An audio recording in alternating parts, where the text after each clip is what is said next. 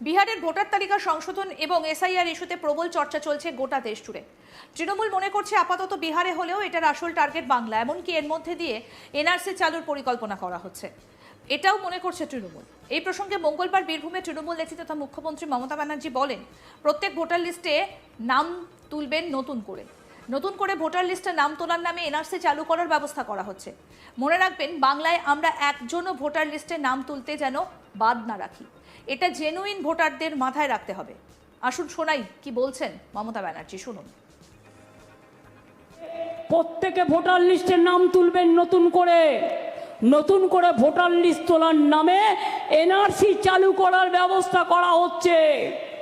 মনে রাখবেন, বাংলায় আমরা একজনও ভোটার লিস্টের নাম তুলতে যেন বাদ না রাখি, এটা জেনুইন ভোটারদের মাথায় রাখতে হবে।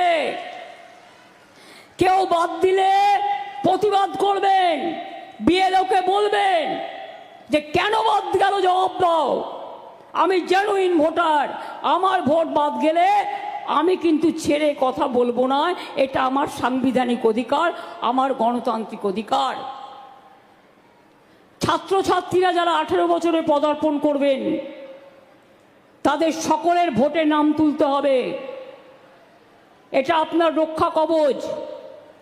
সংখ্যালঘু ভাই বোনেরা যারা বাইরে কাজ করেন, শুধু ঈদে আসলে হবে না, ভোটার লিস্টে নামটা তুলতে হবে ভালো করে, এবং এখানে এসে থাকার চেষ্টা করুন। যদি অন্য মানুষ দুটো খেতে পায়, আপনারাও পাবেন। মতুয়াদের ওপর অত্যাচার হয়েছে, রাজবংশীদের ওপর অত্যাচার হয়েছে, শীল পরিবারের ওপর অত্যাচার হয়েছে। আসাম গভর্নমেন্ট নোটিশ পাঠাচ্ছে বাংলার মানুষকে, লজ্জা করে না? এদের জানাই ধিক্কার, ধিক্কার, ধিক্কার। শুনলেন তো মমতা ব্যানার্জির বক্তব্য। কেউ প্রশ্ন তুলছেন, মমতার কাছে কি এই ধরনের কোনো পাক্কা খবর আছে? যদিও তিনি বেঁচে থাকতে এখানে এনআরসি করতে দেবেন না বলে সোমবার সাফ জানিয়ে দিয়েছেন মমতা, এমনকি ডিটেনশন ক্যাম্পও করতে দেবেন না বলে জানিয়েছেন তিনি। কি বলেছেন এই বিষয়ে মমতা ব্যানার্জি, সেটাও শুনবো। নাম বাদ দেবেন যারা জেনুইন ভোটারদের, আমি তাদের বলছি, দয়া করে মানুষকে হ্যারাস করবেন না। আর এখানে এনআরসি আমি বেঁচে থাকতে করতে দেব না, এখানে ডিটেনশন ক্যাম্প আমি করতে দেব না।